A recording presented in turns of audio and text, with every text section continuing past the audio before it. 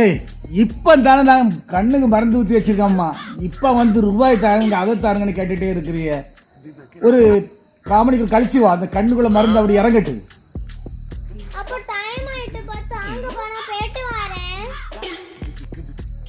சரி,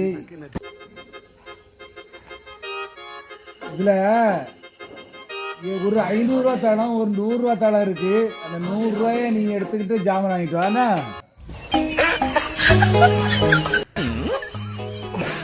கொஞ்சம் நெல்லு